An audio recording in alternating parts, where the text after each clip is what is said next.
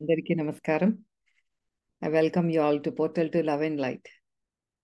ఈ ఛానల్లో జరుగుతున్న శ్రీమద్ మహాభగవద్గీత మహాయజ్ఞానికి అందరికీ సుస్వాగతం. నాకు అలాగే అనిపిస్తుంది, ఇక్కడ ఒక మహాయజ్ఞం జరుగుతోంది. ఒక్కొక్క శ్లోకాన్ని ఎంతో విపులంగా సూక్ష్మంగా తెలుసుకొని దాన్ని మనం ఆచరించడానికి ప్రయత్నం చేస్తూ ముందుకు వెళుతున్నాము. దీనిని ఆదరిస్తున్న మీ అందరికీ ఎంతో కృతజ్ఞతలు. మరి మనం శ్రీ శ్రీ పరమహంస యోగానంద గారు అందించిన ఈ గాడ్ టాక్స్ విత్ అర్జునాది భగవద్గీత, ఇందులో 2వ అధ్యాయమైన సాంఖ్యము మరియు యోగములో 4 భాగాలు పూర్తి చేసుకున్నాము. పోయిన వారం 46వ శ్లోకంతో మనం 4వ భాగాన్ని పూర్తి చేసుకొని ఈరోజు మనం 5వ భాగంలోకి అడుగు పెట్టబోతున్నాము.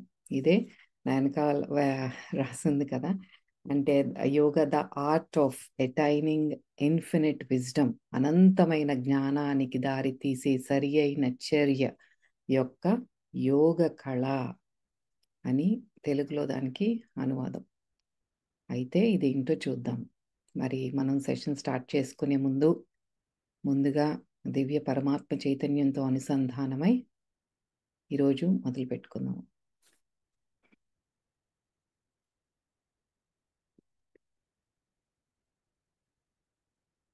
ఓం శ్రీ గురుభ్యో నమః.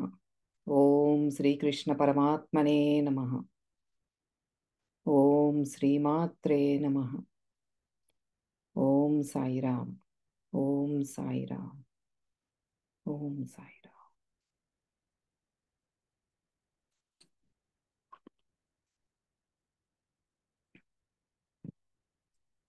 ఆంధ్ర తెలంగాణ ప్రజలు అందరూ సురక్షితంగా ఉండాలి అని కోరుకుంటున్నాను. ఈ వరదలో ఇంత చాలా బీభత్సం జరుగుతోంది. ఎంతోమంది ఆహారం లేక షెల్టర్ కోల్పోయి ఇళ్లలోకి నీళ్ళు వచ్చి ఎంతో బాధపడుతున్నారు. అందరూ ఎంతో చక్కగా సహాయం చేస్తున్నారు. పొలిటీషియన్స్ కానీ, బిజినెస్ పీపుల్ కానీ, కార్పొరేట్స్ అన్నీ కూడా ముందుకొచ్చి హెల్ప్ చేస్తున్నారు. కానీ చాలా బాధగా ఉంది న్యూస్లో అదంతా చూస్తుంటే. ఐ హోప్ మీరు, మీ వాళ్ళు అందరూ క్షేమంగా ఉన్నారు అని భావిస్తున్నాను. మనకి గణేష్ చతుర్థి, వినాయక చవితి కూడా వస్తోంది. వినాయక చవితి లోపు అందరూ కొంచెం కుదుటపడి గణేష్ చతుర్థి అందరూ బాగా జరుపుకోవాలని ఆ భగవంతుడిని ప్రార్థిస్తున్నాను. ఆయన ఎప్పుడు మనతోనే ఉంటారు. ప్రకృతి విజృంభిస్తోంది క్రోధినామ సంవత్సరంలో అని కొంచెం సూచనలు తెలుపుతాందనమాట. ఒక శాంపుల్గా ఇవన్నీ చూపిస్తుంది. ప్రకృతి ఈజ్ నాట్ హ్యాపీ అని. సో మనం కూడా జాగ్రత్తగా ఉండాలి. మనం ఏం చేస్తున్నాము, ఏం ఆలోచిస్తున్నాము, ఎటువంటి చర్యలు చేస్తున్నాము, అన్నీ కూడా అంతా కూడా ఒక ఎనర్జీ ఫీల్డ్ కాబట్టి ప్రతి ఒక్కళ్ళు నేను చేసే పని కానీ, మీరు చేసే పని కానీ, ఎవ్రీథింగ్ కౌంట్స్. అంతా విశ్వానికి పనికొచ్చే పని మాత్రమే చేద్దాము, ఆలోచనలతో సహా. సో మరి మనం భగవద్గీత దగ్గరికి వచ్చేస్తే, మనం పోయిన వారం 45, 46 శ్లోకాలు చెప్పుకున్నాము. 45వ శ్లోకంలో మనం త్రిగుణాల గురించి, అంటే త్రైగుణ్య విషయ వేదాహ అని పరమాత్మ అర్జునుడిని, అంటే మన సాధకులందరినీ కూడా త్రిగుణాలను విడిచిపెట్టి, అంటే ఇంకా నాసికాగ్రం నుంచి ఇంకా పైకి రండి, ఆ కూటస్థ చైతన్య స్థితిలో ఆ త్రిగుణాలను లయం చేసి, అదే కదా గంగా యమున సరస్వతి సంగమం అక్కడే జరిగేది. ఇడా పింగళ సుషుమ్న నాడి యొక్క సంగమం జరిగే చోటుకి అక్కడ స్థితంగా ఉండండి అని చెప్పారు మనకి. నిర్గుణులు అవ్వండి అంటే మనకి ఎప్పుడైతే ఈ 3 గుణాలని అధిగమిస్తామో, సత్వరజస్తమో గుణాలని, మనకి ఇంకా ఈ జననమరణ చక్రంలో నుంచి బయటపడతాము. అంటే వాటి వల్లే ఇంకా విషయకాంక్ష కానీ, ఈ కోరికలు కూడా వీటితో కూడినవే కాబట్టి ఆ కోరికలు నశించి మనకి ఇంకా జననమరణ చక్రంలో నుంచి బయటపడతాము. ఆ దివ్య పరమాత్మ చైతన్యంతో ఇంకా లయమైపోతాము అని 45వ శ్లోకంలో చెప్పారు. అలాగే 46వ శ్లోకంలో యావానర్థ ఉదప అనే ఆ శ్లోకంలో ఏం చెప్పారంటే, మనకి ఈ బుద్ధి యోగం గురించి 39వ శ్లోకా నుంచి పరమాత్మ చెప్తూ వస్తున్నారు. అంటే ఒక ఫౌండేషన్ దానికి ఏంటి అనేది చెప్తున్నారు. ఇంకా దానికి ఇంకా డీటెయిల్స్‌లోకి వెళ్ళలేదు. కొద్దిగా చెప్తున్నారనమాట. ఇది బుద్ధి యోగం అని. బుద్ధి యోగము ద్వారానే మన బుద్ధి నిశ్చలమవుతుంది.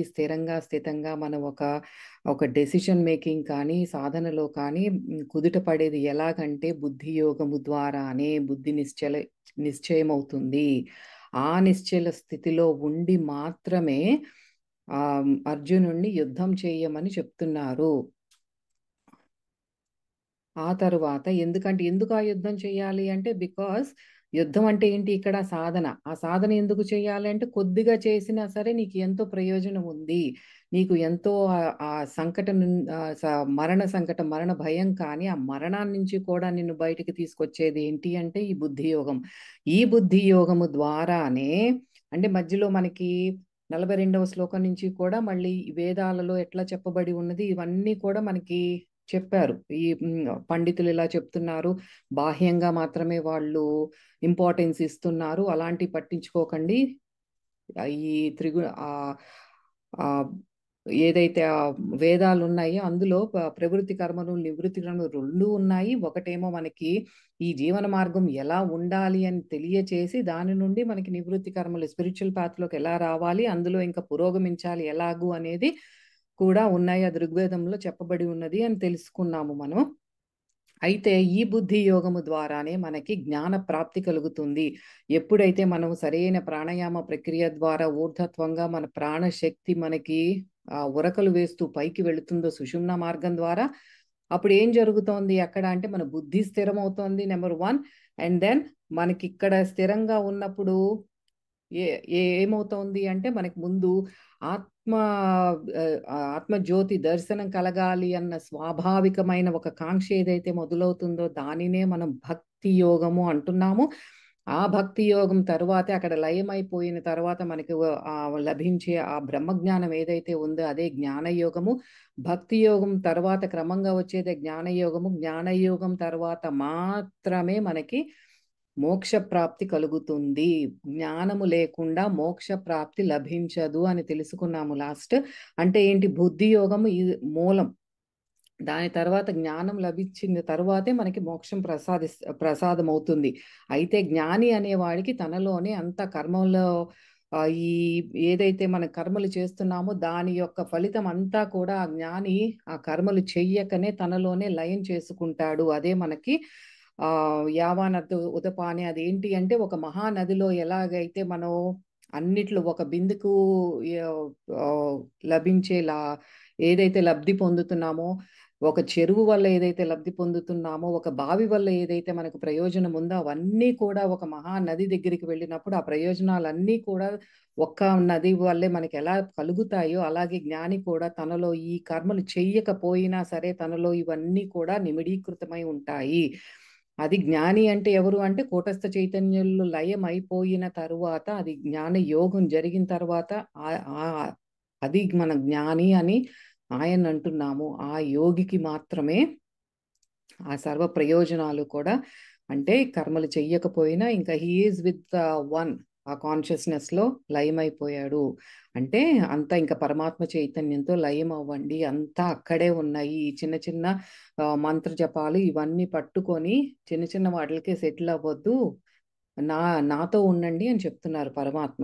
అంతా మీకు భోగభాగ్యాలు ఏమిటి, స్పిరిచువల్ పాత్ ఏంటి అన్ని దాంట్లోనే ఉన్నాయి. సో బీ విత్ మీ, నాతో మర్జ్ అయిపోండి అని చెప్తున్నారు. అయితే మనకి ఇప్పుడు ఈ 5వ భాగం మొదలు పెట్టుకునేది 47వ శ్లోకంతో మొదలు పెట్టుకుంటున్నాము.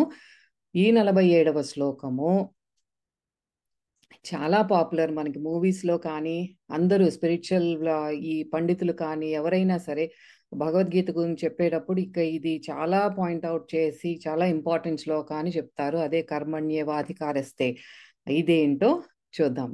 మరి మనం చక్కగా సాయి మేడంని ఇన్వైట్ చేసుకుని ముందు మేడంతో పాడించుకుని తర్వాత లోతుల్లోకి వెళ్ళి అసలు బయట వినేది ఏంటి, దాంట్లో అసలైన నిగూఢార్థం ఏమిటి అనేది తెలుసుకుందాము. ఈ సెషన్ కొంచెం లెంతీగా ఉంటుంది. దయచేసి బ్రేక్స్ తీసుకొని వినండి.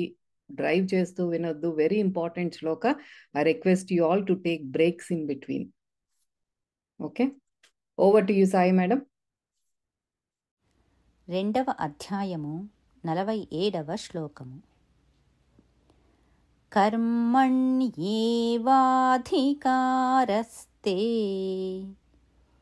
మా ఫలేషు కదాచన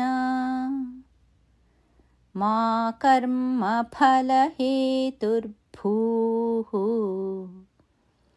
మా తే సంగోస్త్వకర్మణి.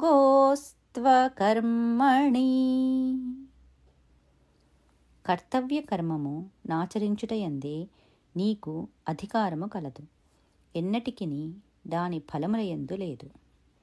కర్మ ఫలములకు నీవు హేతువు కారాదు. కర్మలను మానుటయందు నీవు ఆసక్తుడవు కావలదు, అనగా ఫలాపేక్షరహితుడవై కర్తవ్య బుద్ధితో కర్మలను ఆచరింపుము. Thank you madam. ఇక్కడ ఒక్కటి సూక్ష్మం చెప్తాను. ఇక్కడ ఏంటంటే కర్మణి ఏవా, కర్మణి అనేది సంస్కృతంలో ఏకవచనం, ఇట్స్ సింగులర్ ఫామ్. కర్మాణి ఈజ్ ప్లూరల్ ఫామ్. సో కర్మణి కర్మాణి రెండు అంటే ఇక్కడ చెప్పేది ఒక కర్మ గురించి. ఫస్ట్ పాయింట్ అది. బయట ఎక్కడైనా సరే మీరు ఆ కర్మలు చేయండి, మీరు చేసే డ్యూటీస్ చేయండి, ఆ డ్యూటీస్ చేస్తే మీరు రిజల్ట్ అంటుకోవద్దు, ఇట్లా చెప్తారు. ఇక్కడ చెప్పేది ఒక కర్మ గురించి చెప్తున్నారు. అదేంటో చూద్దాము. కర్మణి ఏవా. సో పద విభజన చూద్దాం. ఇక్కడ తే అంటే ఇక్కడ ఓ అర్జున, అర్జునుడిని సంబోధిస్తూ నీకు కర్మణి ఏవా, కర్మ మార్గములో మాత్రమే అధికార, అర్హత ఉంది. అంటే జ్ఞానయోగంలో కాదు. కనుకనే ఫలేషు, ఆ ఫల కూడా నేను సాయి మేడం దగ్గరే నేర్చుకున్నాను. ఫ అనకూడదు, ఫ ఒత్తు ప అని పలకాలి అని చెప్పారు. ఫలేషు ఎందుకంటే దాని మీనింగ్ మారిపోతుంది. సో ఫలేషు కర్మల యొక్క ఫలితాల విషయములో అధికార అంటే కోరిక. కదాచన ఏ దశలోనూ కూడా, ఈ కదాచన అన్న మాట కూడా గుర్తుపెట్టుకోండి, ఏ దశలోనూ కూడా మా లేకుండుగాక త్వం నీవు కర్మఫల హేతు, నువ్వు చేసే కర్మల యొక్క ఫలితాలకు కారణానివి. మా భూహు కాబోకు, తే నీకు అకర్మణి కర్మ చేయకుండా ఉండటంలో సంగహ ఆసక్తి మా అస్తు లేకుండుగాక అని దీని పద విభజన. ఇప్పుడు డైరెక్ట్ మీనింగ్ ఏంటి? ఓ అర్జున, నీవు దేహాత్మ బుద్ధి కలవాడవగుటచే, ఇక్కడ ఏమని చెప్తున్నారు పరమాత్మ, నీకు you have that body consciousness ఉంది, నీకు బాగా దేహాత్మ బుద్ధి కలవాడవగుటచే నీకు కర్మలు చేయటానికి అధికారము ఉంది, కానీ జ్ఞాన మార్గంలోకి ప్రవేశించే యోగ్యత ఇంకా నీకు లేదు అని చెప్తున్నారు.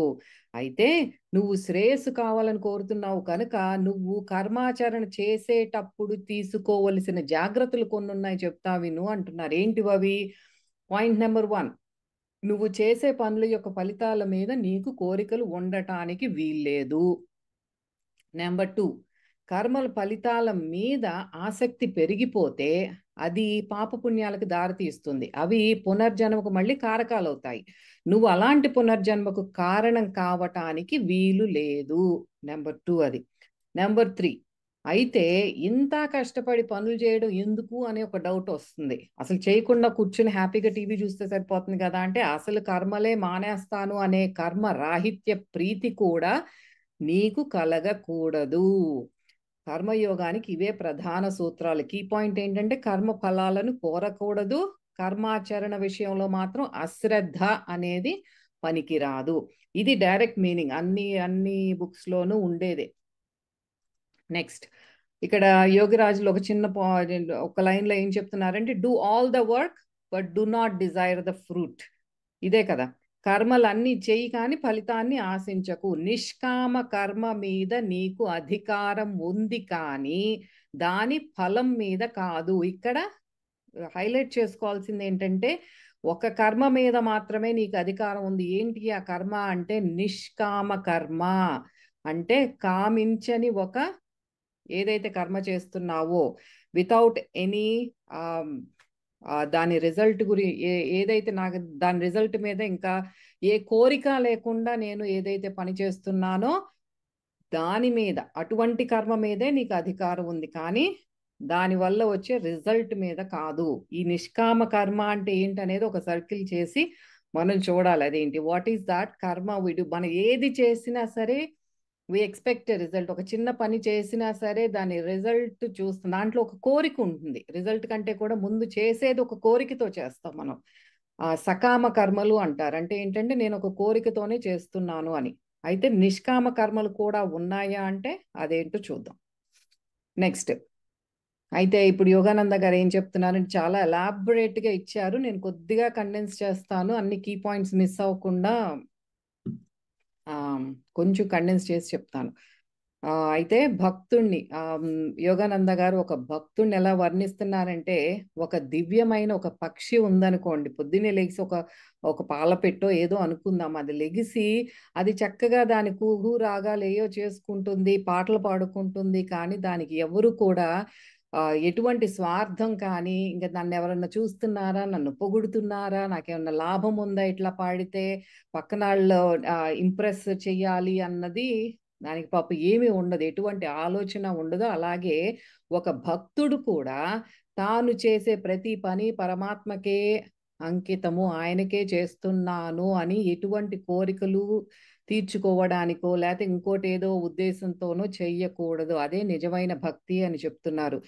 ఈ ఎట్లా అనుకుంటాడంటే ఆ భక్తుడు తన మనసులో ఉండేదంతా ఏంటంటే ఇంకా పరమాత్మే, అదే నిజమైన భక్తి అంటే. ఇంకంతా ప్రతి పనిలోనూ ఆయనే, సర్వకాల సర్వావస్థల యందు తన మనస వాచ కర్మణ అంతా ఉండేది పరమాత్మే, అదే నిజమైన భక్తి అంటే. ఈ జరుగుతున్న జగన్నాటకంలో ఆ పరమాత్మ నన్ను పోషించమని నాకు ఒక రోల్ ఇచ్చారు, నాకు ఒక పాత్ర ఇచ్చారు. ఈ ఈ ఈ బొమ్మ లాంటి ఈ దీనిలో ఒక జీవం పోసి, ఒక శక్తినిచ్చి, సామర్థ్యాలు ఇచ్చి నన్ను ఈ భూమి మీదకి పంపించారు. ఈ భక్తుడు దీన్ని ఎప్పుడు మరువడు, ఎప్పుడు కూడా అదే దృష్టితోనే ఉంటాడు. నాకు భగవంతుడు ఒక జీవం ఇచ్చాడు, నాకు ఒక రోల్, ఒక పాత్ర ఇచ్చాడు, ఇది పోషించు అని, అంతవరకే. అది అట్లాగే నన్ను భూమి మీదకి పంపించారు కాబట్టి నేను ఆ పాత్ర మాత్రమే చేస్తాను అనేవాడు నిజమైన భక్తుడు. అయితే అలా అనుకుని పనులు చేసేవాళ్ళు, ఇప్పుడు ఆ నిజమైన భక్తుడికి ఇంకొక క్వాలిటీ ఏంటంటే, తన మనసు ఎక్కడ నిష్క్రియత్వం వైపుకి, అంటే ఇంకా ఎటువంటి నాన్ యాక్టివిటీ లేకుండా, యాక్షన్ చెయ్యకుండా, ఎటువంటి పని చెయ్యకుండా, నిష్క్రియత్వం అంటే నో వర్క్ ఎట్ ఆల్, నిష్క్రియత్వం వైపుకి ఎట్లా ఏ పని చేయకుండా ఉండేట్ లాగుతుందేమో. ఎందుకంటే మనసుకి ఎప్పుడూ కూడా ఫలాకాంక్ష అనేది, సకామ కర్మలు ఒక కోరికతో చేయటము, చేసిన తర్వాత ఒక కోరిక, అది రిజల్ట్ ని కాంక్షించటం అలవాటు కాబట్టి, అమ్మో నేను ఇలా భగవంతుడిని తలుచుకుంటూ చేసినా సరే మళ్ళీ నా మనసేమన్నా నన్ను ట్రిక్ చేసి దాని వైపు లాగుతుందేమోనని కూడా ఒక కంట కనిపెడుతూ ఉంటాడు. అది నిజమైన భక్తుడి యొక్క లక్షణము. ఈ విధంగా భగవద్గీత ద్వారా పరమాత్మ మనకు నిజమైన సంతోషం ఏంటి, స్వేచ్ఛ ఏంటి అనేవి, మనం ఎటువంటి చర్యలు చేస్తే పొందుతాము అనే దాని గురించి మనకు ఈ శ్లోకం ద్వారా వివరించారు. అయితే ఇక్కడి నుంచి జాగ్రత్తగా కొంచెం వినండి. ఇక్కడ మనకి యోగానంద గారు 3 రకాలుగా డివైడ్ చేశారు ఈ శ్లోకాన్ని మనకి ఎక్స్ప్లెయిన్ చేయటానికి. మనుషుల్ని వాళ్ళు ఏ ప్రేరణతో చేస్తున్నారు, ఆ ప్రేరణ యొక్క ఫలితాలను బట్టి 3 వర్గాలుగా, త్రీ పార్ట్స్ కి డివైడ్ చేశారు మనుషుల్ని. Motives and the results of those motives, వాటిని బట్టి మనుషుల్ని విభజించారు మనకి ఈ శ్లోకాన్ని ఎక్స్ప్లెయిన్ చేయడానికి. ఫస్ట్ గ్రూప్ ఎగ్జామ్ లో వస్తుంది, జాగ్రత్తగా వినండి. ఫస్ట్ గ్రూప్ ఎవరు అంటే, ఈ వర్గం వారు ఏంటంటే పూర్తిగా ఇంకా నాది నేను అనే స్వార్థపూరితంగా ఉండేవారు. Very selfish and selfish actions ప్రతిదీ చేసేది. నేను సంపాదించుకుంటున్నాను, నేను ఒక డాక్టర్ని, నేను డబ్బులు సంపాదించుకుంటున్నాను, నేను సంపాదిస్తే నా చుట్టూ నా కుటుంబీకులంతా కూడా లబ్ధి పొందుతారు, వాళ్ళకి మంచి లగ్జూరియస్ లైఫ్ ఉంటుంది, నాకు బ్యాంక్ బ్యాలెన్స్ ఉంటుంది, ప్రాపర్టీస్ కొనుక్కుంటున్నాను, అనేది ఎప్పుడు నేను నాది అనే సెల్ఫిష్, ఆ గౌరవ మర్యాదలు కూడా చుట్టుపక్కల వాళ్ళు నాకే ఇస్తారు. ఎందుకంటే నా వల్ల వాళ్ళు కూడా లబ్ధి పొందుతున్నారు కాబట్టి నా ఫ్యామిలీ మెంబర్స్. సో నాకు ఆ రెస్పెక్ట్ ఉంటుంది. ఓకే, ఇది ఫస్ట్ వెరైటీ. ఇలాంటి వాళ్ళు ఏంటంటే జీవితం చివరాఖరికి ఇంకా అయిపోయింది, రిటైర్ అయిపోయిన తర్వాత కూర్చుని ఆలస్యం అయిపోయిన తర్వాత అప్పుడు తెలుసుకుంటారు ఏమని, సంతోషం అనేది అహంకారంతో చేసే చర్యల వల్ల కానీ వాటి వల్ల వచ్చే ప్రయోజనాల వల్ల కానీ కలగదు అని ఇలాంటి వాళ్ళు towards the end of their life తెలుసుకుంటారు.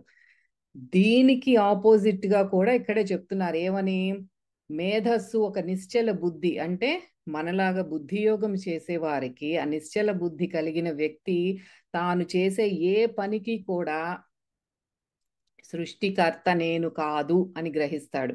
అందుకే భగవంతుడు నువ్వు ఈ పనిని చెయ్యి అని తనని నియమించినప్పుడు ఆ పనిని ఎప్పుడూ కూడా తను స్వప్రయోజనం కోసం చెయ్యకూడదు. మన కోసం మనం ఎప్పుడైతే చర్యలు చేస్తున్నామో, ఇప్పుడు నేను ఈ పని చేస్తున్నాను అని నన్ను నేను ఇక్కడ చూసుకుంటే ఆ చర్యకి బాధ్యత నేనే వహించాలి. అక్కడ కర్మ బంధం అనేది ఏర్పడుతుంది, ఆ బంధాన్ని కూడా ఆ భారం నేనే మొయ్యాలి. నౌ ఐఎమ్ రెస్పాన్సిబుల్ ఆ యాక్షన్కి. అందుకే మనుషులు మనకి ఇవ్వబడిన ఈ పాత్ర ఏదైతే ఉందో మనల్ని మనం సాటిస్ఫై చేసుకోవటానికి లేదా నా అహాన్ని తృప్తిపరచుకోవడానికి కాకుండా భగవంతుడి ప్లాన్ ఇదంతా కూడా ఒక డివైన్ ప్లాన్. ఆ పరమాత్మ నాకు ఇచ్చిన రోల్, ఆయన దివ్య ప్రణాళిక ఏదో ఉంది, అది నా ద్వారా ఇట్లా నడుస్తోంది అంతే.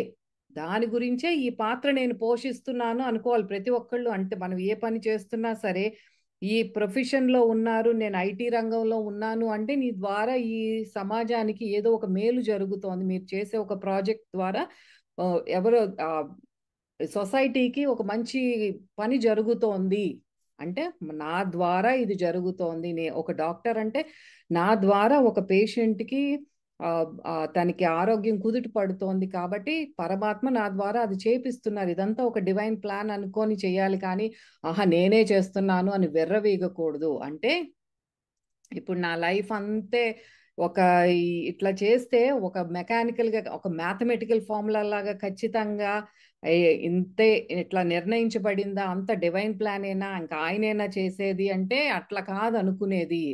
ఇక్కడ డౌట్ నెంబర్ 1 ఏమొస్తుంది మనకి, మనకి ఏం పాయింట్అవుట్ చేసి చెప్తున్నారంటే మానవులకి ఒక ఫ్రీ విల్, ఫ్రీ చాయిస్ అనేది ఉంది, ఎంపిక. దాంతోపాటు ఒక ఇంట్యూషన్ కూడా ఉంది. మనకి ఇంట్యూషన్ గురించి చాలా క్లియర్గా తెలుసుకున్నాం. అంతఃస్ఫురణ, అంతర్దృష్టి ఇవంతా కూడా తెలుసుకున్నాం.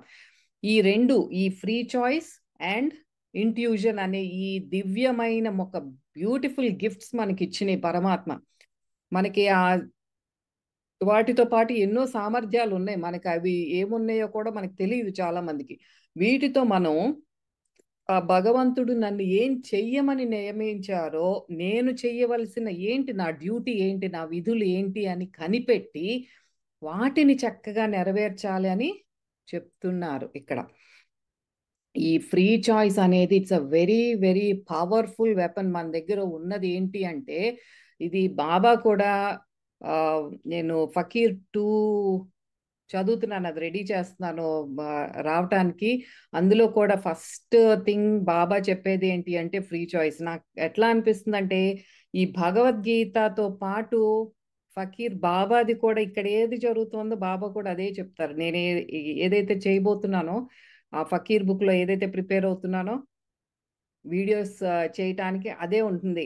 ఎలా అనిపిస్తుంది అంటే ఇది నీకు అర్థం అవ్వాలంటే ఇదిగో నేను చెప్తున్నాను విను అని బాబా దగ్గర కూర్చుని ట్యూషన్ చెప్తున్నట్టు ఉంటుంది నాకు ఆ ఫకీర్ బుక్. అందుకని they both have to go parallelly అన్నట్టు అది కూడా వదిలిపెట్టకుండా అది కూడా చేస్తున్నాను, త్వరలో వస్తుంది.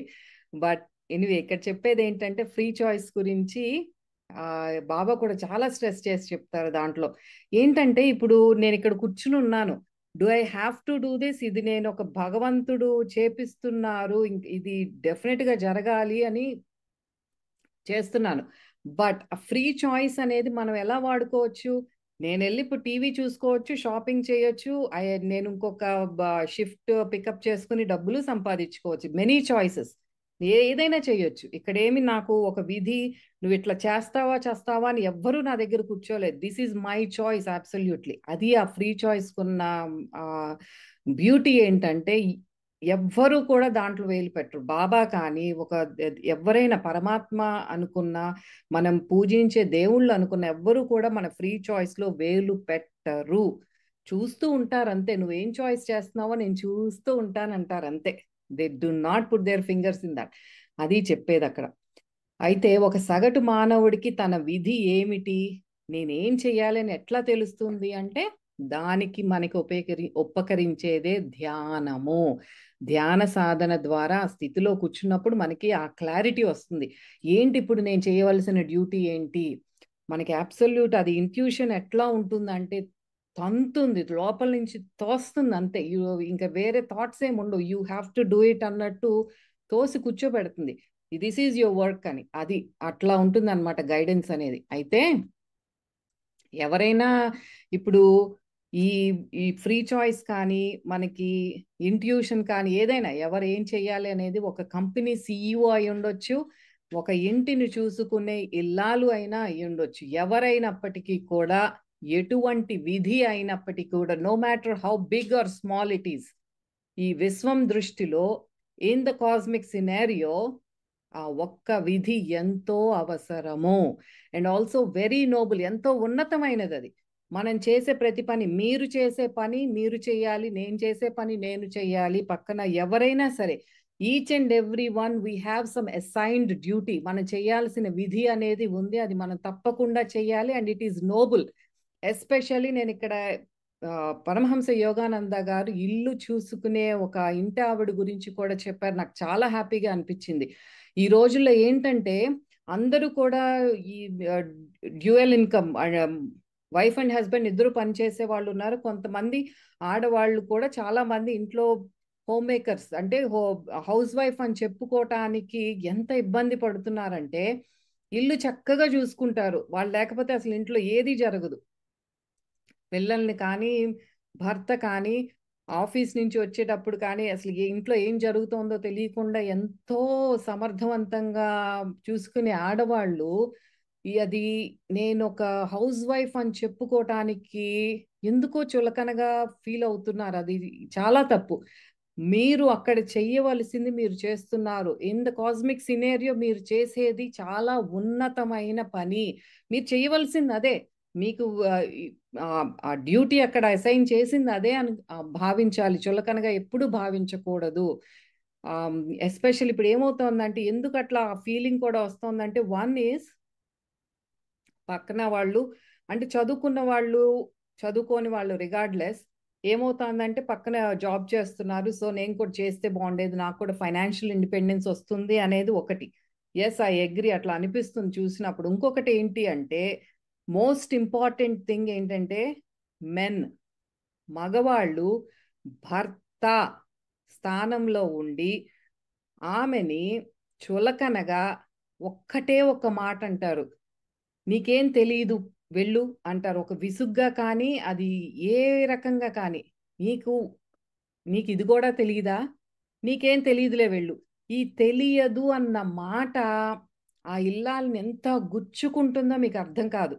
I have to stress this here because చాలా మంది ఈ ఒక్క మాట, ఇంకేం లేదు, నథింగ్ ఎల్స్, నీకు ఇది కూడా తెలియదా, నీకు తెలియదులే వెళ్ళు అని విసుక్కుంటూ అంటారే, డిప్రెషన్కి గురవుతున్నారు. ప్లీజ్ చెప్తున్నాను, men who are listening to this, change your మీ యాటిట్యూడ్ కానీ, మీరు మాట్లాడే తీరు కానీ, వాడే పదాలు కానీ మార్చుకోండి. మీరు లూజ్గా దయచేసి ఇట్లాంటి మాటలు మాట్లాడొద్దు.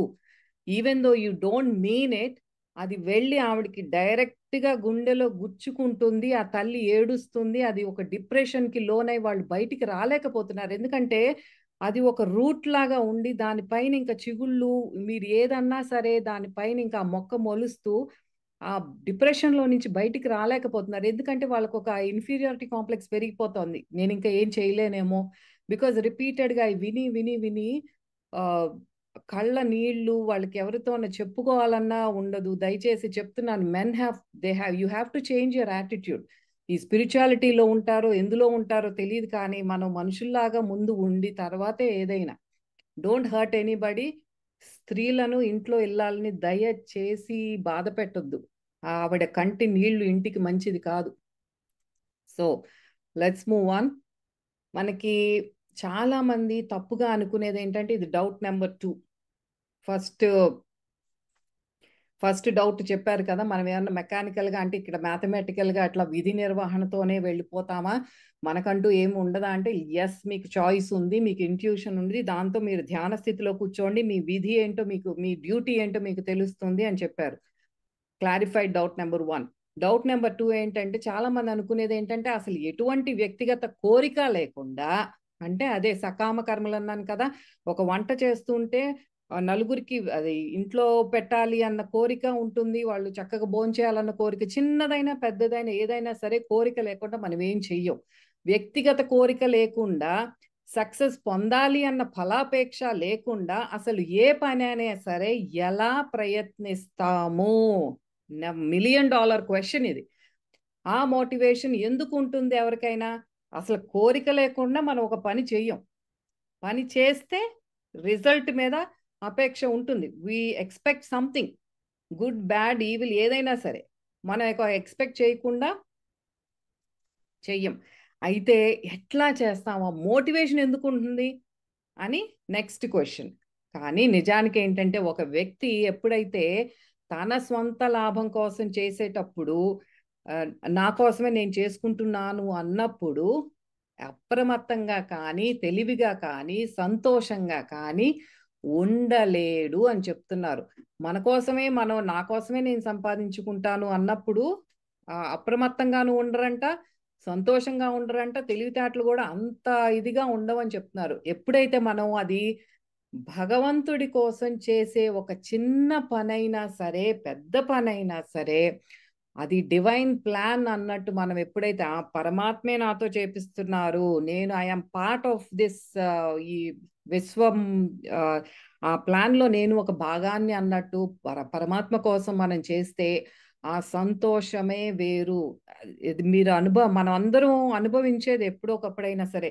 ఇప్పుడు నేను ఈ సెషన్స్ చేస్తున్నానంటే నాకు దీంట్లో ₹1 రాదు. ఆ టైం పెడుతున్నాను. I enjoy this beautiful. ఎప్పుడెప్పుడు నాకు భగవద్గీత పట్టుకుంటే వచ్చే సంతోషం కానీ, ఆ తృప్తి కానీ, ఆ ప్రశాంతత కానీ, ఎన్ని పనులు చేసినా నాకు మనసు ఎప్పుడు దీని మీదే ఉంటుంది. మళ్ళీ దీంట్లో స్వప్రయోజనం ఏదన్నా ఉంది అంటే, నాకు డెఫినెట్గా లోపల ప్యూరిఫికేషన్ అయితే చాలా క్లియర్గా తెలుస్తోంది. It's lot of changes in my life. అది లోపల జరుగుతోంది. కానీ బాహ్యంగా ఏదన్నా ప్రయోజనం ఉందా అంటే అబ్సల్యూట్లీ నో. కానీ అది సచ్ ఎ బ్యూటిఫుల్ ఎక్స్పీరియన్స్. అదే నాకు తెలిసిన ఎగ్జాంపుల్, నేను అనుభవించేదే చెప్తున్నా నేను. ఆ సంతోషమే వేరు అని చెప్తున్నారు. ఎంతో అలర్ట్గా ఉంటాము. బుద్ధి అనేది చాలా చక్కగా పనిచేస్తుంది, నిశ్చయాత్మకంగా పనిచేస్తుంది అని మనకి ఆ శ్లోకంలో కూడా చెప్పారు కదా. బుద్ధి యోగం ద్వారా మన బుద్ధి నిశ్చయాత్మకంగా ఉంటుంది, బహిర్ముఖం అవుతూ బహుశాఖాహ అట్లా ఉండదు. సో ఇప్పుడు ఒక ఎగ్జాంపుల్ ఏంటంటే, ఇప్పుడు ఒక వ్యాపారవేత్త ఎవరైనా బిజినెస్ రన్ చేస్తున్నాడు, వాళ్ళ స్వార్థం కోసం చాలా ధనాన్ని ఆర్జించి, ఇంకా విజయం నేను ఎంత తెలివిగా నాడనో, ఎంత చాకచక్యంతో ఇవంతా బిజినెస్ రన్ చేస్తున్నాను, ఇదంతా అనుకునే విరవిగేవాడు మరణ సమయంలో, ఇందాక ఎట్లా అయితే చెప్పారో సెల్ఫిష్ వాడిని గురించి, ఇతను అంతే. నేను నాది అనుకున్నప్పుడు, మనం వెళ్ళిపోయే టైం వచ్చినప్పుడు భయపడతాడు. ఇదంతా అమ్మో ఎవరు తీసేసుకుంటారో, ఎలా ఇదంతా ఎట్లా ఖర్చు పెట్టేసుకుని ఎంతో కష్టపడి సంపాదించాను, తర్వాత వీళ్ళు ఏం చేస్తారో అని భయపడతాడు. అలా కాకుండా ఈ విజయం అనేది, నాకు ఇప్పుడు ఇంత గెయిన్స్ వచ్చినాయి, ఈ యాన్యువల్ గెయిన్స్, ఇంత ప్రాఫిట్స్ నేను సంపాదించుకున్నాను అంటే ఇది భగవంతుడు ఇచ్చిన ప్రసాదం అని భావించి, ఆ లాభానికి, ఇప్పుడు ఒక ఫ్యాక్టరీ ఉందంటే ఆ ఫ్యాక్టరీ వర్కర్స్ అందరూ దానికి సహకరించారు, వాళ్ళ కష్టం ఉంది దాంట్లో. ఆ ఎంప్లాయీస్ని మెచ్చుకొని గ్రాటిట్యూడ్ చూపించి, ఆ కృతజ్ఞతా భావంతో ఆ భాగంలో వాళ్ళకు కూడా షేర్ ఇచ్చి పంచుకుంటే అది లోపల ఎంతో తృప్తిగా ఉంటుంది. ఆత్మానుభూతి అంటే అది. ఆత్మ ఎంతో తృప్తి పడుతుంది. ఇంకా ఆ నెక్స్ట్ ఇంకా కొత్త ఉత్సాహంతో మన కింద పనిచేసే ఎంప్లాయీస్ పనిచేస్తారు, మనకు కూడా అది ఎంతో ఉత్సాహాన్ని ఇస్తుంది. ఇంకా నెక్స్ట్ ప్రాజెక్ట్ ఏదో టేకప్ చేయాలి, ఇంకా ఎంతో విజయాలను సాధించాలి అని వీళ్ళంతా ఎవరికి ఇస్తున్నారు ఎంప్లాయీస్ అంటే? వాళ్ళందరూ భగవంతుడు ప్రతిరూపాలు. వాళ్ళకే నేను ఇస్తున్నాను, వాళ్ళకి ఇస్తున్నానంటే భగవంతుడికి ఇచ్చినట్లే. వీరందరికీ మనకు సహాయపడగలిగే అవకాశం నాకు ఇచ్చారా పరమాత్మ అనుకుని చాలా తృప్తిగా ఉంటాడు. ఎంత తేడా ఉంటుందో మన కోసం మనం చేసుకునే దానికి. ఇదంతా భగవంతుడి ఆ ఆయన నడిపిస్తున్నారు. వాళ్ళకి సహాయం చేసే అవకాశం వచ్చింది అనుకో. 2 different poles, north pole south pole లాగా. ఒక దాంట్లో తృప్తి ఉండదు, ఏదో ఆ డబ్బులు బట్టి వస్తువులు కొనుక్కోవటంలోనే తృప్తి పడతారు ఇలాంటి వాళ్ళు, లగ్జూరియస్ లైఫ్ అనుకుంటూ. కానీ ఎప్పుడైతే మనం ఇంకొకరికి హెల్ప్ చేస్తామో వాళ్ళ మొహంలో చూసే ఆనందం ఎంతో తృప్తిగా ఉంటుంది. బాగా మూటలు సంపాదించేసి జీవితం చివరి దశకు వచ్చిన తర్వాత పిల్లలు, బంధువులు, యోగ్యత లేని వాళ్ళు దానికోసం కొట్టుకోవడం, అదంతా కూడా డబ్బులంతా వృధా చేయడం కంటే మన కింద పనిచేసే వాళ్ళకి పంచిపెట్టడం అనేది ఎంతో ఉత్తమమైనది. ఎన్నో ఫ్యామిలీస్లో చూస్తాం మనం. ఈ రిచ్ ఫ్యామిలీస్లో పిల్లలకి అంత స్కిల్ఫుల్గా ఉండరు. ఎక్కడన్నా బాగా చదువుకుని వాళ్ళు కూడా వృద్ధిలోకి వచ్చిన వాళ్ళు ఉంటారు. కానీ చాలా వరకు ఏమవుతుందంటే ఒక జనరేషన్ బాగా సంపాదించేసి పెడతారు. ఆ తర్వాత జనరేషన్ కొద్ది కొద్దిగా అదంతా అడిక్షన్స్కి లోన్ అవ్వటం కానీ, ఈ వ్యసనాలకు లోబడిపోయి అదంతా డబ్బు నాశనం చేయటం, ఇవన్నీ మనం సమాజంలో చూస్తూనే ఉంటాం. ఆ తర్వాత ఏముంది, కోర్టులో కేసులు వేసుకుంటారు. ఇది నాది, అది నాది, పని చేయరు. ఆ కోర్టుల్లో కేసుల్లోనే అయిపోతాయి జీవితాలు. అయితే ఇదంతా ఇప్పుడు చెప్పిందంతా కూడా ఫస్ట్ గ్రూప్ ఆఫ్ పీపుల్, మొదటి వర్గం గురించి చెప్పాను. ఇదంతా కూడా సెల్ఫిష్ గ్రూప్ గురించి చెప్పాను. సో ఇక్కడ ఏం చేస్తారంటే చక్కగా పాజ్ చేసి ఒక వాక్ చేసి వచ్చి చుట్టూతా ఒక take a cup of tea or cup of water, ఒక బ్రేక్ తీసుకొని తర్వాత మళ్ళీ చూడండి. దయచేసి అట్లా బడబడ నేనంటే చెప్పుకుంటా వెళ్ళిపోతాను. మీరు బ్రేక్ తీసుకోండి, లేకపోతే బ్రెయిన్లోకి ఎక్కదు అది. సో రెండో గ్రూప్ గురించి చెప్పుకుందాం ఇప్పుడు. రెండో గ్రూప్ ఏంటంటే శాస్త్రాలు తప్పుగా అర్థం చేసుకొని నిష్క్రియత్వంలో జారుకునే వాళ్ళు. ఏంటి వీళ్ళు? పుస్తకాలు చదివేశారు, ఇట్లా ఏదో యూట్యూబుల్లోనో ఎవరో చెప్పేశారు, చదివేసుకున్నాం. వాళ్ళు చెప్పేది ఒకటి ఉంటుంది, మన ఏ స్థితిలో ఉన్నామో మన మెంటల్ కెపాసిటీ బట్టి దాన్ని మనం అర్థం చేసుకునే తీరు వేరు ఉంటుంది. మనకేం కావాలో అదే కదా మనం పట్టుకునేది. ఎంత 1 hour వీడియో అయినా సరే, ఇక్కడ ఏదో ఒక క్లిప్ లోనే ఏం చెయ్యొద్దు అన్నారు, ఓకే అదే చేస్తా, అదే పరమాత్మ చెప్పారు. నువ్వు ఏది అదేంటి రిజల్ట్ మీద అపేక్ష లేకుండా చేయాలన్నారు. అసలు చేస్తే చేయకుండా ఉంటే పోతుంది కదా అనుకునే వాళ్ళు అనమాట ఈ వర్గం వాళ్ళు, ఈ ఈ గ్రూప్ కి చెందిన వాళ్ళు. అయితే ఏ పని చేద్దామన్నా ఇది అహంతో కూడినదేమో, నా కోసమే అని మొత్తానికి చెయ్యటమే ఇంకా మానేస్తారు. అంటే వాళ్ళకి ఏంటంటే ఒకలాంటి భయం అన్నమాట. ఏంటది? అమ్మో ఇప్పుడు ఏదన్నా పని చేస్తే అది అహంతో కూడిందేమో, ఏమో నాకు తెలీదు, ఇది నా కోసం చేస్తున్నానేమో, నా లోపల ఏదన్నా ఆ రిజల్ట్ గురించి అపేక్ష ఉందేమో, అసలు చేయకుండా ఉంటే పోతుంది కదా మొత్తానికి. ఆ గ్రూప్ అన్నమాట ఇది. ఈ భగవద్గీత ఇలాంటి దృక్పథం పట్ల హెచ్చరిస్తోంది. అసలు ఏమీ చెయ్యకుండా ఉండటం కంటే అహంకారంతో కూడిన కార్యకలాపాలు ఏది చేసినా సరే మెరుగే అని చెప్తున్నారు. ఏంటంటే ఇది కొంతమంది విధులు నిర్వహిస్తారు, చక్కగా ఈ చారిటీ వర్క్ అని ఏదన్నా చేస్తారు, కానీ వాళ్ళు ఫలితాన్ని ఆశిస్తారు. They do expect the result. అంటే వాళ్ళు మెచ్చుకోవాలని కానీ, ఏదన్నా మళ్ళీ రిటర్న్గా ఏదన్నా చేయాలని కానీ ఏదో ఒకటి ఎక్స్పెక్ట్ చేస్తారు. బట్ వాళ్ళు చేయాల్సింది చేస్తారు. అలాంటి వాళ్ళకి ఏంటంటే వాళ్ళు పుణ్యకర్మలు చేశారు కాబట్టి భౌతిక సుఖం రూపంలో వాళ్ళకి అనుభవించడానికి మంచి జీవితాన్ని అనుభవిస్తారు నెక్స్ట్ లైఫ్లో. అది కూడా ఉంది. ఆ భౌతిక సుఖాన్ని అనుభవించే ఆ ప్రాప్తం కూడా వస్తుందన్నమాట. కానీ అలా కాకుండా ఇటు మనం అహంకారం కోసము కాదు, అటు భగవంతుడి కోసం కాదు, ఎవరికి ఏమీ చెయ్యని నిష్క్రియుడికి ఎటువంటి రివార్డ్స్ ఉండవు. వాళ్ళు అన్నిట్లోకి అధములు అనమాట. అట్లా తప్పుగా అర్థం చేసుకోవద్దు. భగవద్గీత ఎప్పుడు ఏమి పనులు చెయ్యొద్దు అని చెప్పలేదు. మైండ్లో ఎక్కడన్నా అది వినుంటే కనుక దయచేసి అది క్రాస్ అవుట్ చేసేసుకోవాలి. భగవద్గీత ఈ సేయింగ్ డూ యువర్ వర్క్, డెఫినెట్గా నువ్వు చెయ్యవలసింది చెయ్యాలి, అది భగవదర్పణగా ఉండాలి అని చెప్తున్నారు. ఇక్కడ ఆధ్యాత్మికంగా ఏంటంటే హాఫ్ బాయిల్డ్ ఎగ్స్ లాగా హాఫ్ బేక్డ్ అనమాట. పూర్తిగా పూర్తిగా వినరు. హాఫ్ నాలెడ్జ్ ఈజ్ డేంజరస్ అన్నట్టు అర్ధ శిక్షణ పొంది ఈ సాధకులు ఇట్లాగే ఉంటారు. వాళ్ళని హెచ్చరిస్తున్నారు పరమాత్మ. కర్మ ఫలం ఆశించవద్దన్నారు కానీ అసలు ఎటువంటి కర్మలు చేయకుండా సోమరిపోతుల్లాగా ఉండేవారిని ఎటువంటి ఆధ్యాత్మిక పురోగతి కానీ ఏది ఉండదు అని, అది అసాధ్యం. యూ కెన్ నెవర్ ప్రోగ్రెస్ అన్నమాట. ఇది రెండో వర్గం. ఏది? ఈ నిష్క్రియులు, అసలు ఏమి చెయ్యని సోమరిపోతులు రెండో వర్గం. మూడో వర్గంకి వద్దాం. వీళ్ళు ఏంటంటే జ్ఞానులు.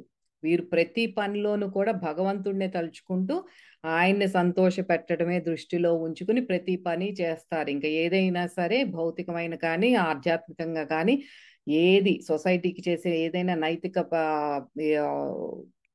ఏ పైన అయినా సరే ఎనీ యాక్షన్ ఇది భగవంతుడిదే, ఆయనదే. అది ఇక్కడ అందరూ మనం జాగ్రత్తగా అర్థం చేసుకోవాల్సింది ఏంటంటే, భగవద్గీతలో కార్యఫలం ఆశించవద్దు అన్నారు కదా, అంటే ఏమీ ఆలోచించకుండా ఒక యంత్రంలాగా మెకానికల్గా చెయ్యమని కాదు.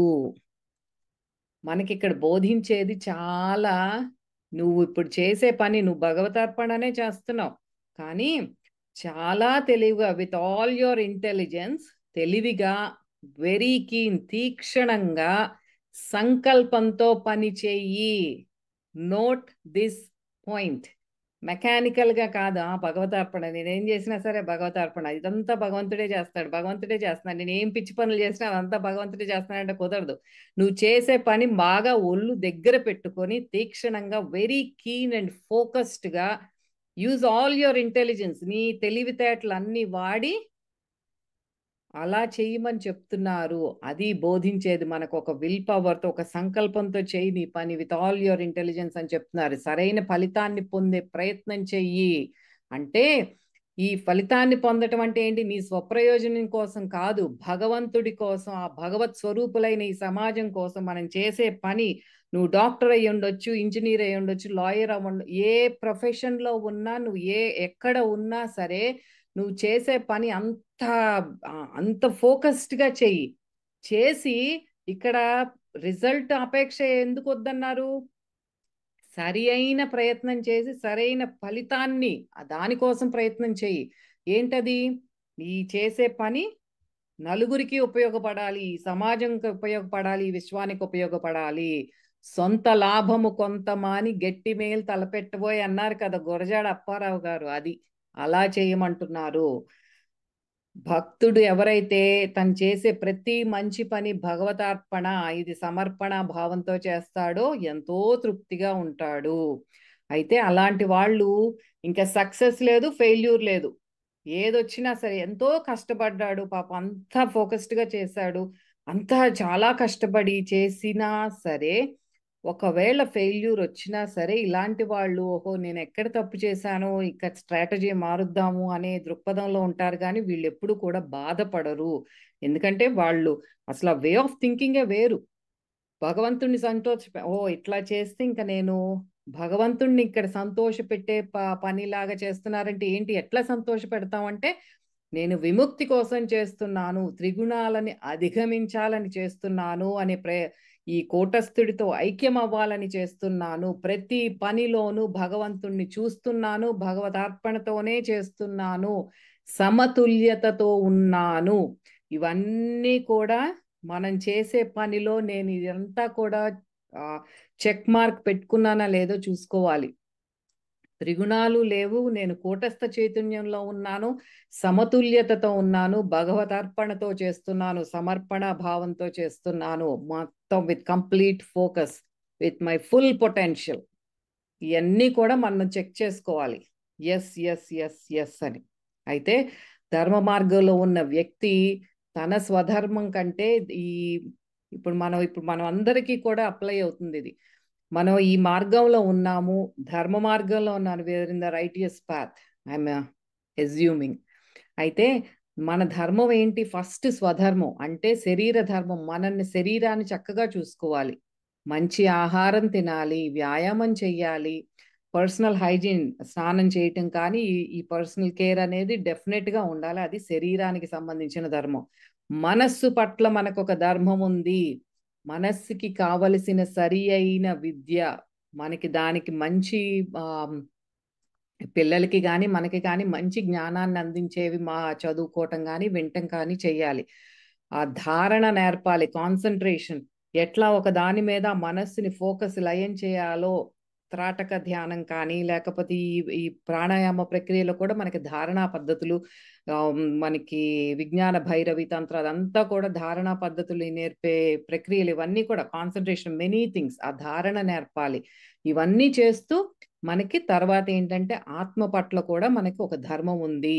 ధ్యాన సాధన చేస్తూ తన ధర్మాన్ని సక్రమంగా నిర్వర్తిస్తున్నారో అది. ఇవన్నీ కూడా మన పాయింట్స్ చూసుకోవాలి. శరీర ధర్మాన్ని నేను ఫాలో అవుతున్నానా, తర్వాత మనస్సుకి సంబంధించిన ధర్మాన్ని ఫాలో అవుతున్నానా, ఆత్మధర్మం ఫాలో అవుతున్నానా, ఇవన్నీ చేస్తూ ఉంటేనే మనం భగవంతుడితో ఐక్యం అవటానికి మనం ఇవన్నీ కూడా ఉపకరించాలి. ఇవన్నీ ఎందుకు చేస్తున్నాం అనేది కూడా మళ్ళీ క్వశ్చన్. ఎందుకు చేయాలి ఇవన్నీ అంటే మళ్ళీ శరీర ధర్మం, నేను బాగా ఎక్సర్సైజ్ చేసేసి మంచి ఆహారం నుంచి చక్కగా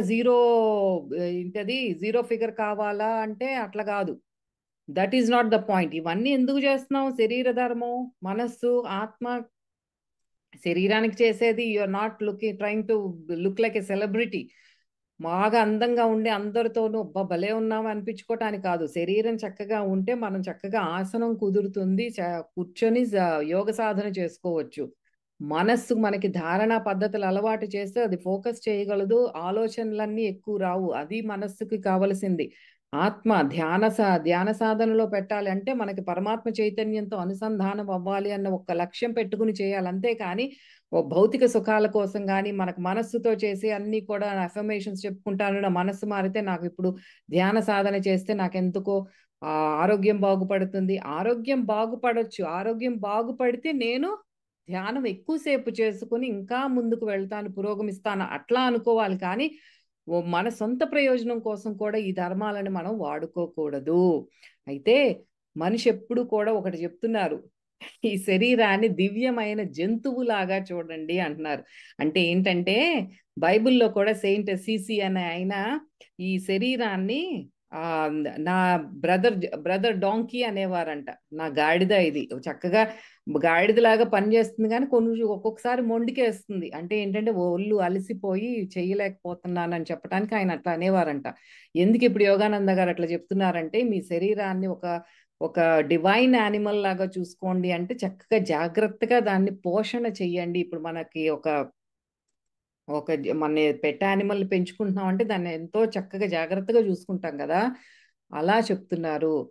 అయితే మన మనస్సునేమో, మా ఆలోచన ఎలా ఉండాలి అంటే మన మనస్సు ఆ భగవంతుడు ఆలయం లాగా ఉండాలి. అంటే మంచి ఆలోచనలు కలిగి ఉండాలి. ఇంకొకళ్ళ మీద ద్వేషపూరితమైన ఆలోచనలు కానీ, కంప్లైంట్స్ చేయటం కానీ, తీర్పులు చెప్పటం కానీ, ఇంకొకళ్ళ మీద ఇలాంటివి చేయకూడదు. మన వచ్చే ప్రతి ఆలోచన ప్రేమపూరితమై ఉండాలి. ఎందుకంటే మన మనస్సు భగవంతుడి ఆలయము. మనస్సు, ఈ మనిషి అనేవాడు కేవలం ఈ మనస్సుకి ఒక కస్టోడియన్ మాత్రమే, ఒక సంరక్షకుడి మాత్రమే అన్న దృక్పథంతో ఉండాలి మనం. ఇదంతా కూడా భగవంతుడు ఇచ్చిన మనకి ఈ దేహం కానీ మనస్సు కానీ అంతా ఆయనది. అది వీఆర్ జస్ట్ సంరక్షిస్తున్నాం అంతే, కస్టోడియన్. అది జాగ్రత్తగా చూసుకోవాలి మీరంతే, మీది కాదు ఇది. అది చెప్తున్నారు. మనం మన శరీరాన్ని మనస్సుని ఎంత ఇప్పుడు ఈ లైఫ్ స్టైల్తో ఎంత అబ్యూజ్ చేస్తున్నామంటే తినే ఆహారము సరిగ్గా ఉండదు.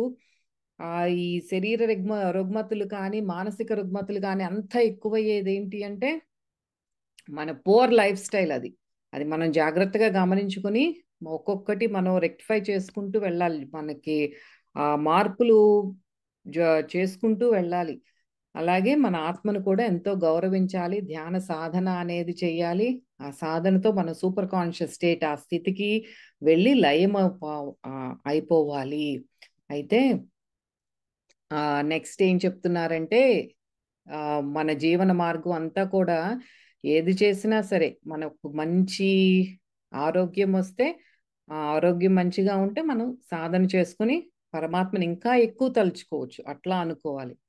అయితే ఇంకొకటి ఏం చెప్తున్నారంటే మనం అందరం కూడా we're actors on the stage of life. Actors ఏంటి, మనకి భగవంతుడు అనే ఒక డైరెక్టర్, ఆయన కాస్మిక్ డైరెక్టర్ ఈ విశ్వానికి. అయితే ఈ విశ్వం అనే స్టేజ్ మీద మనందరం కూడా, మీరొక పాత్ర, నేనొక పాత్ర, మనందరం ఒక పాత్ర వేస్తున్నాం ఒక మూవీలో లాగా. ఇప్పుడు ఒక సినిమాలో ఎంత చిన్న పాత్ర పోషించే వాళ్ళైనా సరే, నో మ్యాటర్ ఒక క్యారెక్టర్ ఆర్టిస్ట్ ఒక చిన్న 1 నిమిషం రోల్ అయినా సరే, తన రోల్ తాను గనక ప్లే చెయ్యకపోయినా, ఆ డైరెక్టర్ చెప్పేది కాకుండా ఇంకా వ్యతిరేకంగా చేసినా సరే, మొత్తం అక్కడ అక్కడ ఆ సీన్ కానీ ఆ సినిమా కానీ ఇంకా ముందుకు నడవదు. ఇప్పుడు నేను పాత్ర చేయను అన్న బ్రహ్మానందం నుంచున్నాడు అనుకోండి, ఇంకేముంటుందా నెక్స్ట్, ముందుకు వెళ్ళదు కదా. అట్లాగే చెప్పేది, ఇప్పుడు ఒక విలన్ అయినా సరే, వాడు అక్కడ కుర్చీ తన్నాలి, ఒకడిని కొట్టాలి అంటే కొట్టాలి, కొట్టకపోతే మరి హీరో రాడు అక్కడ. He has to do what he has to do. అందుకని విలన్ చేసేది కరెక్టే, వాడు అక్కడ చేసేది కరెక్టే, హీరో ఇక్కడికి వచ్చి మళ్ళీ కొట్టేది కరెక్టే. అట్లా ఎవరి పాత్రలు వాళ్ళు పోషించకపోయినా అలా నిష్క్రియంగా, అంటే ఏమి యాక్షన్ చేయకుండా ఉండటం వల్ల మొత్తం డివైన్ ప్లాన్ అంతా కూడా అడ్డుపడుతున్నారు. చెయ్యకుండా ఎప్పుడు ఉండకూడదు. దానికి against, Bhagavad Gita is against though సోమరిపోతులకి. డివైన్ ప్లాన్ కి మీరందరూ అడ్డొస్తున్నారు. You have to do what you have to do. లెగవండి. భగవంతుడు మనకి ఏ పాత్ర పోషించమని చెప్పాడో అది తెలుసుకోవాలంటే, మరి నాకు తెలీదు నా పాత్ర ఏంటో ఏం చేయాలి అంటే, అందుకే మరి మనసు స్థిమితంగా ఉన్నప్పుడు నీ డైరెక్షన్, మనకి డైరెక్షన్ చూపిస్తారు పరమాత్మ, ఇంట్యూటివ్ గా కానీ ఏదో ఒక రూపంగా. అందుకనే ధ్యాన సాధన అవసరం అని చెప్పేది, ఆ క్లారిటీ ఆఫ్ మైండ్ కోసం. అయితే ఇప్పుడు ఇంకొకటి ఏం చెప్తున్నారంటే ఇక్కడ, మనం ఈ క్రమంలో ఒక్కొక్కసారి పూర్వజన్మలు కర్మలు కూడా క్లియర్ చేసుకోవాల్సి వస్తుంది. ఎప్పుడు ఇన్ ద ప్రాసెస్ ఆఫ్ మనం, నా విధి ఏంటి ఈ జన్మలో, నేనేం చెయ్యాలి అనే ఒక క్వశ్చన్ పెట్టుకున్నప్పుడు ఒక్కొక్కసారి ఏమవుతుందంటే, మనకి మన పూర్వజన్మ వాసనలు అడ్డొస్తాయి. అవి ముందు క్లియర్ చేసుకున్న తర్వాత కానీ మన పాత్ మనకి క్లియర్ గా కనిపించదు అని చెప్తున్నారు. ఎగ్జాంపుల్ ఏంటంటే, ఇప్పుడు ఒక వ్యక్తి ఉన్నాడు, తను పూర్వజన్మలో చాలా వెరీ మెటీరియలిస్టిక్ బిజినెస్ మ్యాన్, అంత సొంత లాభాల కోసం చాలా బాగా బిజినెస్ చేసి కొన్న గొప్ప వ్యాపారవేత్త. అయితే నెక్స్ట్ జన్మ తీసుకున్నప్పుడు ఏమైందంటే, తను ఆధ్యాత్మికంగా ముందుకు వెళ్ళాలి అని జన్మ తీసుకున్నాడు, ఆధ్యాత్మిక కుటుంబంలోనే జన్మించాడు. అయితే ఇప్పుడు ఏమవుతోంది, ఇప్పుడు ఈ జన్మలో తనకి ఎందుకంటే నిరంతరం ధ్యానంలో కూర్చున్నా సరే భౌతిక కోరికలు క్రాప్ అవుతూనే ఉంటాయి, పైకి వస్తూనే ఉంటాయి, తలెత్తుతూనే ఉంటాయి అన్నమాట. ఇవి ఇబ్బంది పెడుతూ ఉంటాయి అన్నమాట. ఎప్పటి వరకు అంటే, భగవంతుడి మీదే స్ట్రాంగ్ కోరిక లేనంత వరకు ఆ కోరికలు అనేవి వస్తాయి. అదొకటి. ఆ కోరికలు ఎలా అధిగమించుకుంటాడంటే, తన బుద్ధి విచక్షణతో ఇట్లా తనకు తాను ఎఫర్మేషన్స్ చెప్పుకుంటాడు. ఈ జన్మ నేను ఇంకా ఈ సత్యాన్వేషిగానే ఉంటాను, నేను మా భగవంతుడిని తెలుసుకోవాలి, ఆ పాత్రలోనే నేను ఉంటాను అని స్ట్రాంగ్ సంకల్పం ఒకటి పెట్టుకోవచ్చు, నాకు వేరే లక్ష్యం ఏమొద్దని. అట్లా కాదు, ఇంకొక రకంగా కూడా ఎట్లా చేయొచ్చు అంటే, ఎంత ప్రయత్నించినా సరే ఒక్కొక్కసారి ఆ వాసనలు అనేవి మనకి చాలా స్ట్రాంగ్ గా ఉంటాయి, అంత తొందరగా ఎఫర్మేషన్స్ తో క్లియర్ అవ్వబోయి. అలాంటప్పుడు ఏం చేయమంటున్నారంటే, నేను నా పూర్వజన్మ వాసనల ప్రభావం వల్ల వ్యాపార కాంక్ష నాకు ఇప్పుడు చాలా ప్రబలంగా ఉంది. కానీ అది నేను ఎట్లా చేసుకుంటానంటే, ఈ కోరికను నేను అహాన్ని తృప్తిపరిచే విధంగా కాకుండా భగవంతుడికి అంకితం చేసే విధంగా, ఆయన్ని తృప్తిపరిచే విధంగా నేను చేస్తాను అని కూడా చెప్పుకోవచ్చు. ఫస్ట్ ఏంటంటే, కొంచెం సటిల్ గా నాకు కోరికలు వస్తున్నాయి అన్న వాళ్ళకి కొద్దిగా ఎఫర్మేషన్స్ ఇచ్చుకొని, నేను స్ట్రాంగ్ గా, నేను నా పాత్ వేరు, ఇప్పుడు నాకు ఈ కోరికలు వద్దు అనుకునే వాళ్ళు కొంతమంది అది క్లియర్ అవుతుంది. సెకండ్ గా ఇంకా చాలా ప్రబలంగా ఉన్నప్పుడు ఏం చెయ్యొచ్చు అంటే, స్టార్ట్ యువర్ బిజినెస్ చెయ్యి, బికాజ్ నిన్ను అది వదిలిపెట్టట్లేదు ఆ వాసన అనేది. బిజినెస్ స్టార్ట్ చేసి, ఈ బిజినెస్ నలుగురికి ఉపయోగపడాలి. ఆ నలుగురు ఎవరు, వీళ్ళందరూ కూడా భగవత్ స్వరూపులు, సొసైటీలో ఉన్నదంతా కూడా భగవత్ స్వరూపులు. ఈ బిజినెస్ నేను చేసి నలుగురికి ఉపయోగపడే బిజినెస్ లాగా అంతా ఆయనకి అర్పించే విధంగా నేను చేస్తాను అని చెప్పుకుని ఆ బిజినెస్ స్టార్ట్ చేసి, let that business run, and మన సాధన మనం చేసుకోవచ్చు. అది చెప్పేది అక్కడ. సో అది బాగుంది, నాకు ఆ ఎగ్జాంపుల్ బాగా నచ్చింది. ఇలా నలుగురికి ఉపయోగపడే వ్యాపారాన్ని చేసి ఆ వాసనలు తీర్చుకోవచ్చు, అది భగవంతుని పనిగాను కూడా మనం మార్చుకోవచ్చు అన్నమాట. ఒకసారి మనలో ఈ క్రోధం కానీ ఆ ఈవిల్ టెండెన్సీస్ కూడా చాలా ఉంటాయి. విపరీతంగా ఉంటాయి. ఎంత మనం ధ్యానంలో కూర్చున్నా సరే అంత స్ట్రాంగ్ ఈవిల్ టెండెన్సీస్ ఉన్నప్పుడు దాన్ని జ్ఞానం అనే ఖడ్గంతో సంహరించాలి అంటున్నారు. విత్ ద సార్డ్ ఆఫ్ జ్ఞానం, విజ్డమ్తో. ఆ జ్ఞానం రావాలి అన్నా కూడా కొంత ప్యూరిఫికేషన్ జరగాలి. ఈ పని కష్టంగా ఉంది, ఎంత ప్రయత్నించినా నా వల్ల కావట్లేదు అనుకుంటే భగవంతుణ్ణి ప్రార్థించి ఆయనకి ఇంకా శరణార్థి అవటమే, ఆయన సహాయాన్ని కోరటం ఒక్కటే మార్గం. కొన్ని కొన్ని చాలా స్ట్రాంగ్గా ఉంటాయి, అంత క్లియర్ కాదు, చాలా టైం పడుతుంది, ఆ పేషెన్స్ కావాలి. ఈ లోపు మళ్ళీ యూటర్న్ తిరిగి మళ్ళీ వెనక్కి వెళ్ళిపోతాం. అదే చాలా జరుగుతుంది, చాలా ఫ్రీక్వెంట్గా. అయితే మనందరం కూడా ఈ నమ్మేది ఏంటంటే ఈ జీవితం అంతా ఆల్రెడీ ముందే విధి నిర్ణయించేసింది. ఇంతకు ముందు చెప్పుకున్నాం కదా, ఇదంతా ప్రీడెస్టిన్డా, విధే నిర్ణయించేసింది, ఇంకా మన చేతుల్లో ఏం లేదా అనుకుంటాం. కానీ అంతకు ముందు చెప్పుకున్నట్టే ఫ్రీ విల్ ఉంది. ఫ్రీ విల్ ఎప్పుడూ ఎల్లవేళలా మనం గుర్తు పెట్టుకోవాలి దాన్ని. ప్రతి ఒక్కరికి ఆ డివైన్ ప్లాన్, మనం వచ్చింది మన వెనకాల ఒక డివైన్ ప్లాన్ ఉంది. దాన్ని అనుసరించాలా లేదా, ఇప్పుడు అజ్ఞానంతో దుఃఖం ఇవన్నీ ఈ మార్గాన్ని పట్టుకోవాలా అనేది ఈ రెండు. ఏది, నేను భగవంతుడి మార్గంలో ఆ డివైన్ ప్లాన్తో భగవంతుడిని తెలుసుకోవాలి అని సత్యాన్వేషి ఇటు వెళ్ళాలా, లేకపోతే ఇవన్నీ ఏముందిలే ఆ అజ్ఞానంతో దుఃఖంలో ఈ కోరికల చుట్టూ ఇటు వెళ్ళాలా అనేది చాయిస్ ఈజ్ అవర్స్. మనకు ఆ ఫ్రీ చాయిస్ ఉంది. అయితే ఆ స్వేచ్ఛ మానవుడికి ఇవ్వబడింది. ప్రజలు ఈ ఒక్క విషయాన్ని గనక సరిగ్గా అర్థం చేసుకుంటే మనకంతా ఈ ప్రపంచం అంతా కూడా ఆదర్శ ప్రపంచంగా ఉదయిస్తుంది అని చెప్తున్నారు. అంటే మనకు ఆ ఫ్రీ చాయిస్ ఉంది. ఇప్పుడు మనం ఈ జన్మని we have already taken this birth. మనకి ఆల్రెడీ ఒక శరీరం ఉంది, ఒక అంతా మనసు, శరీరము, ఈ ఆరోగ్యము, భోగభాగ్యాలు అన్నీ ఉన్నాయి. అయితే మనం నెక్స్ట్ జన్మలో చూసుకుందామని వదిలేద్దామా? ఇవి ఇచ్చిన జన్మనే చాలా 100% పర్ఫెక్ట్గా, నాకు టైం వేస్ట్ లేకుండా నేను భగవంతుడితో అనుసంధానం అవ్వాలి అనే ప్రయత్నము వితౌట్ ఎనీ మనకి లోపం లేకుండా, అంటే శక్తి లోపం లేకుండా కంప్లీట్గా 100% ప్రయత్నిద్దామా, తోసేద్దామా నెక్స్ట్ జన్మకి? ఆ చాయిస్ మన దగ్గరే ఉంది. అంటే కల్కి సినిమా చూసుంటారు కదా, కల్కి 2898లో. ఆ 2898 ఏమో మరి మనం ఆ టైంలో జన్మ తీసుకోవచ్చు.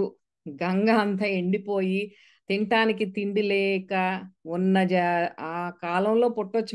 మనకి తెలియదు కదా ఆ నెక్స్ట్ జన్మ ఎక్కడ పుడతామో, ఎలా పుడతామో, ఎవరికి పుడతామో. We have no clue. మనకి తెలియదు, మన చేతిలో లేదు అది. సో ఉన్న జన్మని మనం జాగ్రత్తగా వాడుకోవాలి. మరి అదే చూపించారు మనకి, ఫాస్ట్ ఫార్వర్డ్ చేసి కల్కి సినిమాలో చూపించింది అదే. అంతా కూడా ఇంకా అంత అస్తవ్యస్తంగా సుప్రీం యాస్కిన్ చేతిలో పడతాం. మీ ఇష్టం, మన ఇష్టం. సో వీ హ్యావ్ టు, మనం చక్కగా ఉన్న సమయాన్ని వృధా చేసుకోకుండా ధ్యాన యోగ సాధనలో మనం ఎంత టైం స్పెండ్ చేయగలిగితే అంత టైం స్పెండ్ చేద్దాం. Along with taking care of our families. మన ఫ్యామిలీని చూసుకుంటూ, పని చేసుకుంటూ, యోగ సాధన చేయొచ్చు, అన్నీ చేయొచ్చు, డెఫినెట్గా చేయొచ్చు. సో అయితే మొత్తం అంతా కూడా ఇదే అన్నమాట. సమరైజ్ చేయాలంటే మనం ఏం చెప్పుకున్నాము, మొదటి వర్గం సెల్ఫిష్ వాళ్ళు గురించి చెప్పుకున్నాము. అట్లా చేయకూడదు. సెల్ఫిష్గా మన కోసం మనం చేసుకునే ప్రయత్నాలతో మనం ఇంకా ఈ కోరికలు వీటిల్లోనే ఇరుక్కుంటాము. తర్వాత అసలు చేయకుండా ఓ సోమరిపోతుల్లాగా ఉండకూడదు. మెడిటేషన్ చేసుకుని మన పాత్ర ఏంటో తెలుసుకొని ఆ పాత్ర మనకు ఒక డివైన్ ప్లాన్ లాగా రోల్ చేసుకోవాలి. అయితే ఆ తర్వాత ఏంటంటే మూడో వాళ్ళేమో జ్ఞానులు. వాళ్ళు ఏంటంటే ఎటువంటి కర్మబంధనం లేకుండా ఇదంతా కూడా పరమాత్మకి అంకితం అన్నట్టు అంకిత భావంతో చేసేవాళ్ళు అనమాట. వీళ్ళు తింటారు, తాగుతారు, నిద్రపోతారు, ఏదైనా చేస్తారు, కుటుంబాన్ని చూసుకుంటారు, అంతా కూడా భగవదార్పణం అంతే. నెక్స్ట్ ఇంకా డీపర్ మీనింగ్ అని కొద్దిగా ఇచ్చారు. సూక్ష్మాతి సూక్ష్మమైనది కర్మణి ఏవా వాధికారస్యే.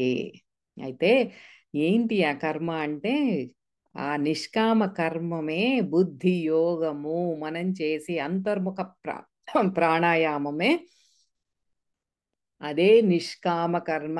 ఏ కర్మ అయితే మనల్ని ఈ త్రిగుణాల నుండి ఈ సుషుమ్నా మార్గం ద్వారా ఊర్ధత్వం వైపుకు తీసుకువెళ్ళి between our lumbar and medullary centres అక్కడి నుంచి కూడా అంటే కింద నుంచి పైకి సుషుమ్నా మార్గం ద్వారా మన ప్రాణశక్తిని ఎక్కడైతే మనం తీసుకువెళ్ళి కూటస్థ చైతన్య స్థితిలో స్థిరం చేస్తామో అదే ఆ కర్మే నిష్కామ కర్మ. ఆ కర్మ మీదే మనకి అధికారము ఉంది, కానీ దాని ఫలం మీద కాదు. ఎందుకు? ఇప్పుడు ఆ కర్మ చేసే వాళ్ళకు కూడా ఈ బిగినర్ స్టేజ్లో ఏంటి, మనం ఇప్పుడు ప్రాణాయామ సాధన చేస్తున్నాము, చేసేటప్పుడు కొద్దిగా ఫస్ట్లో సెన్సెస్ మన ఇంద్రియాలు మనల్ని బయటికి లాగుతాయి. They try to distract. ఆ చేయటం వాటికి కొంత లోబడిపోవటం, ముందుకి వెనక్కి వెళ్ళటం, ఆ సాధన అనేది అసంతృప్తిగా జరగటం అనేది బిగినర్ స్టేజ్లో జరుగుతుంది.